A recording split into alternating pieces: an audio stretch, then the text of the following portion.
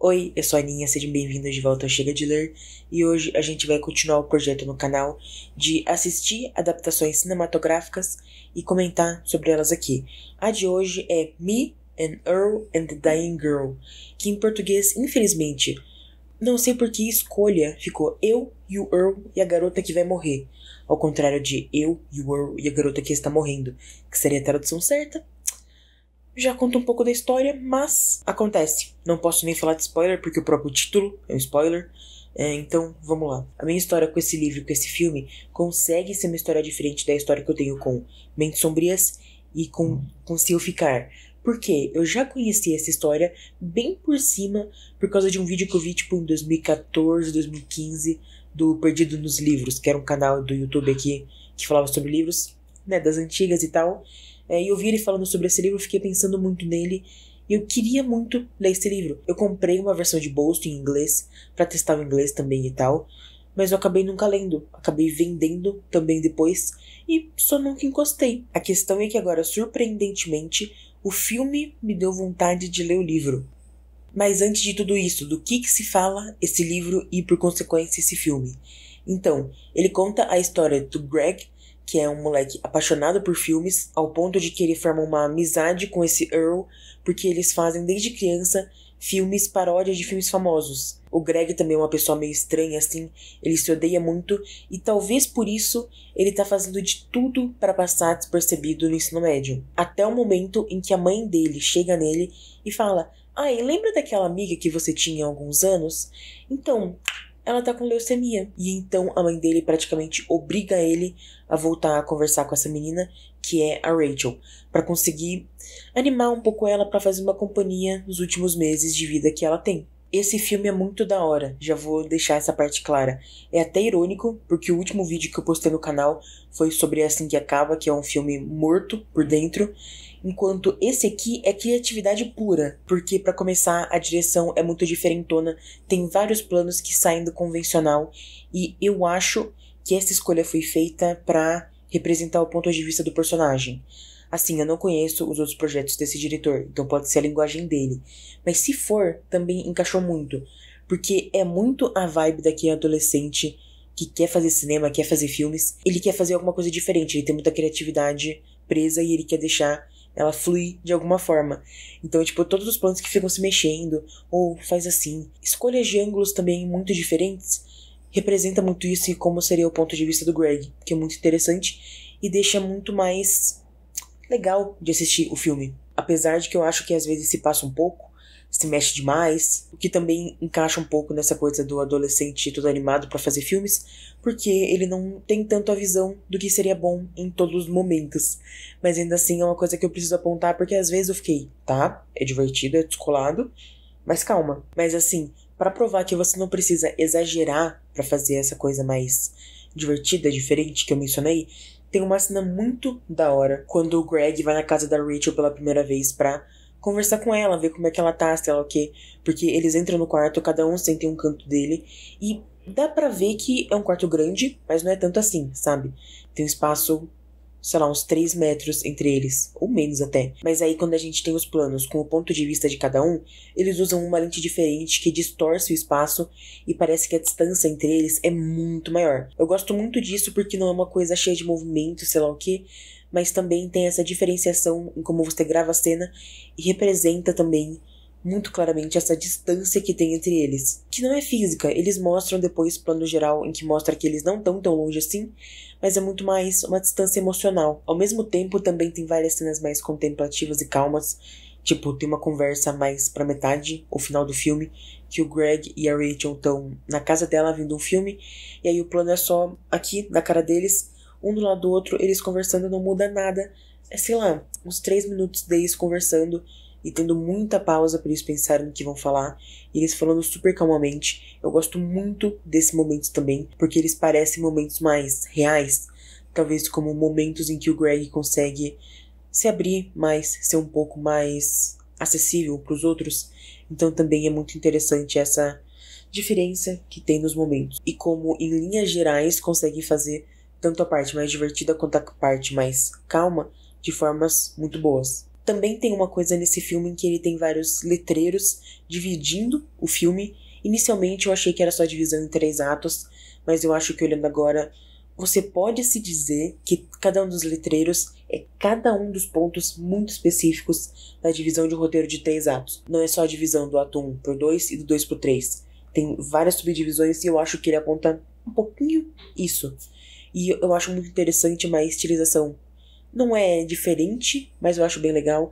Os títulos são bem humorados e eu consigo sentir, mesmo não tendo lido o livro, que são os títulos dos capítulos. Não sei explicar direito, mas parecia que era um capítulo novo do livro começando. Ah, e também esse elenco é bizarramente cheio de gente famosa.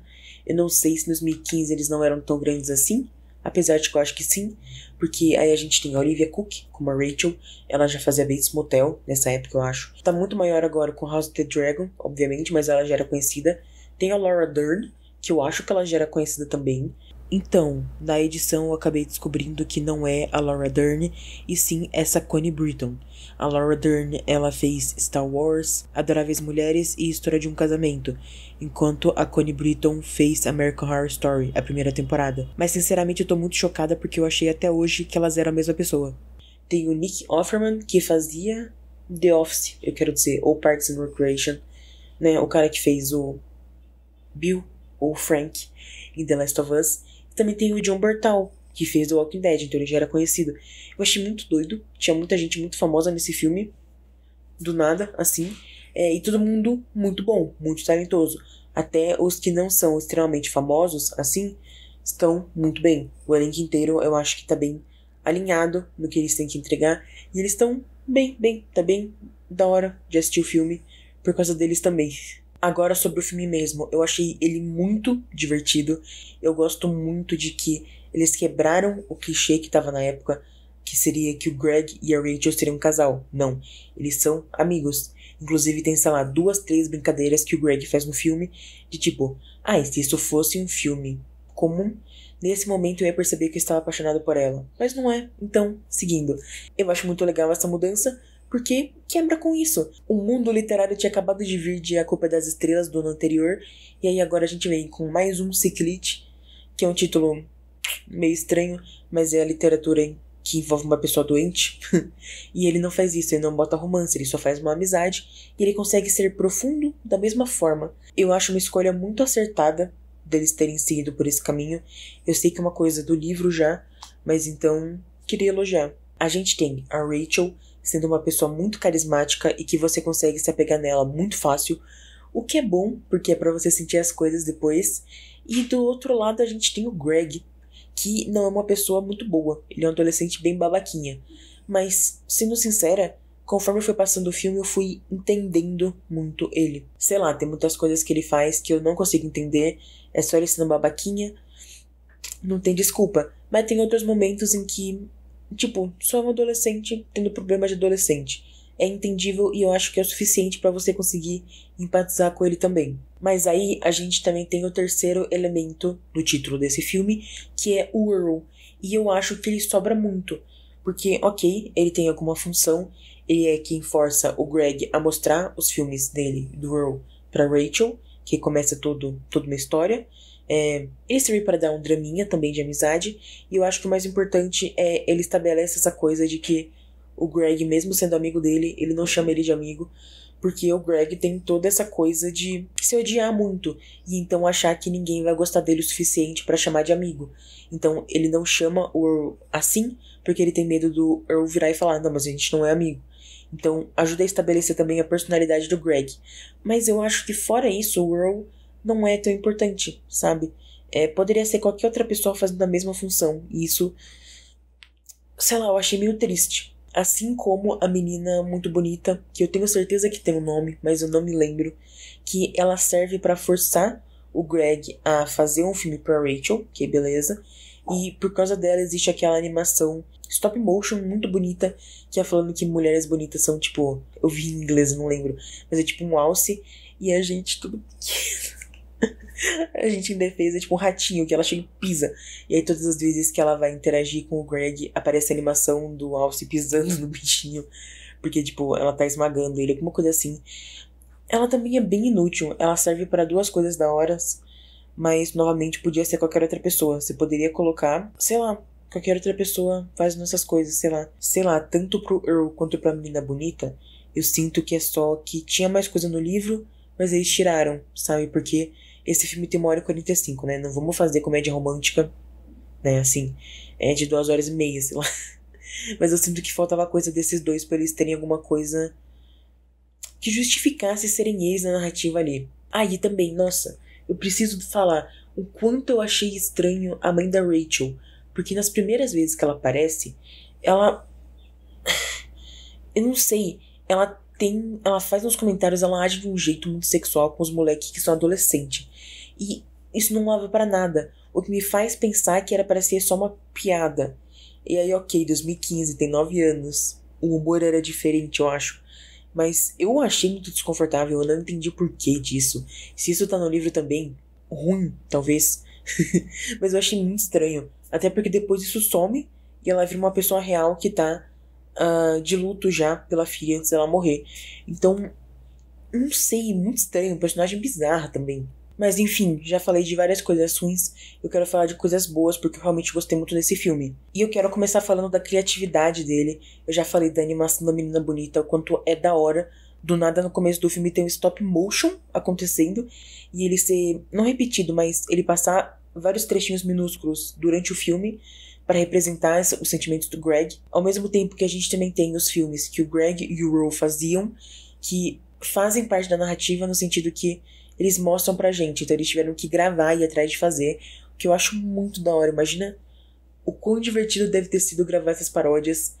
Eu fiquei encantada com essas partes, porque são paródias muito criativas, visualmente também, é muito uma coisa que adolescente faria, então eu achei muito divertido, eu gostei muito, muito, muito dessa parte, é uma parte muito criativa, inclusive. Eu também acho uma ótima sacada o Greg ficar conversando com a gente durante o filme, querendo prever o que a gente vai falar, do tipo, nossa, a Rachel é muito legal, que pena que ela vai morrer.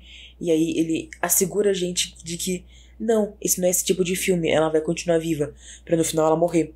Porque não só é um plot twist pra gente, apesar de que o filme começa com ele falando que uma vez ele fez um filme tão ruim que matou uma menina, mas também remonta a sensação que o Greg estava tendo enquanto ele estava vivendo aquilo, não querendo realmente acreditar que a Rachel ia morrer, não aceitando que já estava certo ela ia morrer, porque foi a primeira pessoa com que ele conseguiu ter uma conexão verdadeira.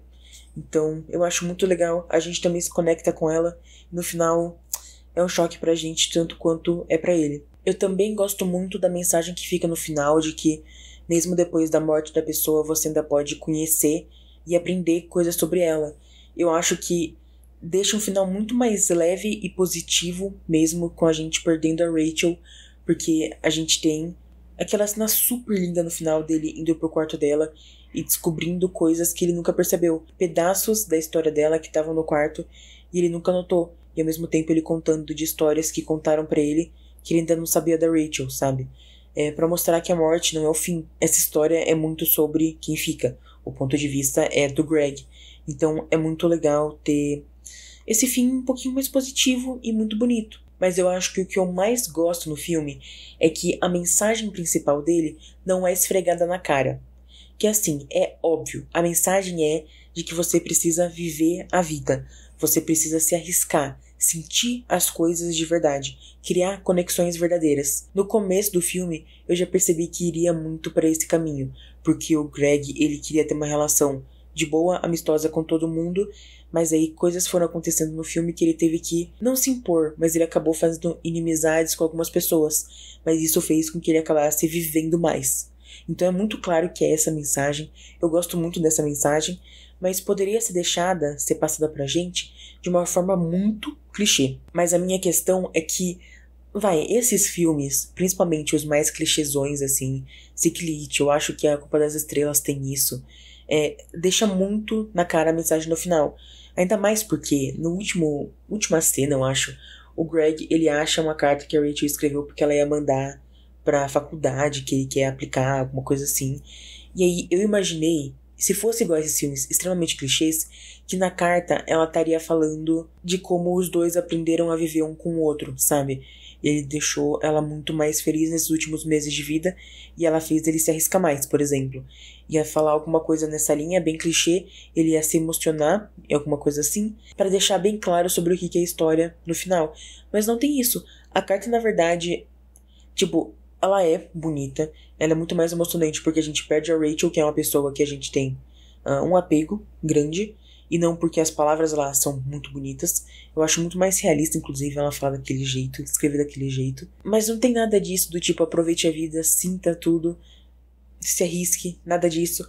O que deixa o final, de certa forma, mais subentendido, o que, pelo menos para mim, deixa essa história muito mais bonita. Agora, como adaptação. Essa história, tal qual Se Eu Ficar, ela é muito feita de pequenos momentos que vão acontecendo para desenvolver os personagens, pra gente conhecer mais deles, eles aprenderem algumas coisas, assim, mas é muito mais de pequenos momentos que no final vão dar um ensinamento maior. Então, novamente, a questão de adaptar é escolher os momentos mais importantes para serem colocados para passar a mensagem que você quer. E, aparentemente, esse filme faz isso de uma forma muito boa. Eu tô achando muito estranho que é uma sequência de 3 filmes que a gente cobriu aqui, que os 3 são adaptações boas. Eu quero muito chegar no filme que vai ser uma adaptação horrorosa, sabe? Eu obviamente não sei como é o livro, apesar de que agora eu quero ler. Então eu fui procurar a opinião de outras pessoas sobre a adaptação e falaram que ela é muito boa, eu só vi elogios. Na verdade, até eu vi uma matéria falando que ela consegue aprofundar mais os personagens do que eles são aprofundados no livro. O que eu achei preocupante, ainda mais pro caso do Earl, mas eu achei doideira. Normalmente é ao contrário que acontece. Mas isso só prova que o filme é bom. E que é uma adaptação boa. E se os fãs são felizes, ótimo. E aí também uma opinião um pouquinho mais pessoal. Dá pra perceber o quanto teve amor envolvido na hora de fazer esse filme. Dá pra ver o quanto eles quiseram muito trazer muitos elementos do livro pra tela.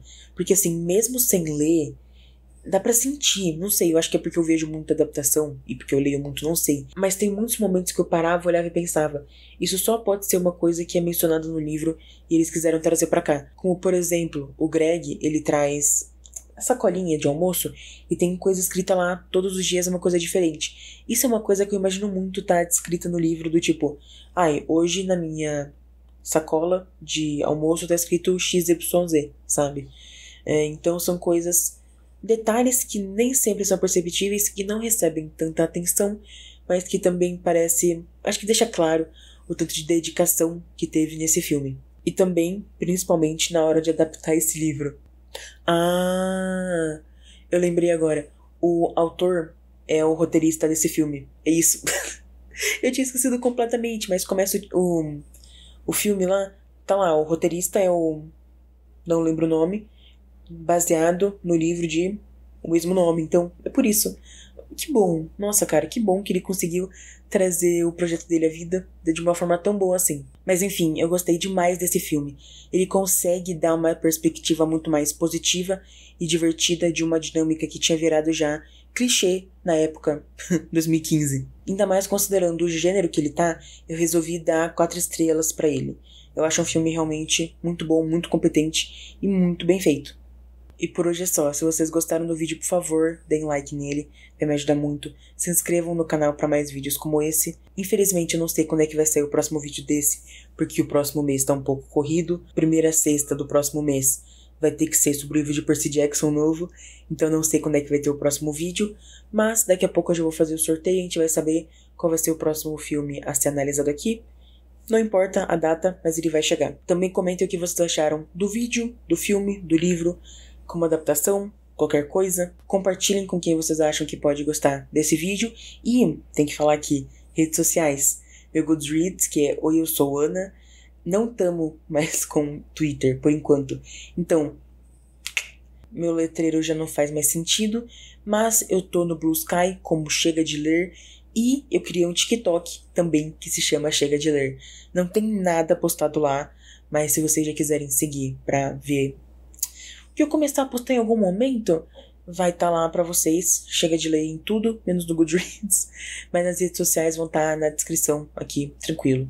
E é isso. Até semana que vem. Tchau! Então vamos decidir aqui qual vai ser o próximo filme que a gente vai comentar. Só lembrando que o próximo vídeo não vai sair dia 4, por causa de Percy Jackson. Talvez saia no meio do mês, mas eu vou ver ainda. Mas enfim, vamos ver aqui. Tá viciado isso aqui. Nossa, tá. Eu não faço ideia de que filme é esse. Eu só peguei ele de uma lista de adaptações literárias que tem, mas eu não faço ideia de nada sobre esse filme. Infelizmente o vídeo vai ter 3 visualizações, mas se vocês quiserem me apoiar nessa, conhecer essa história nova, eu vou ser muito grata.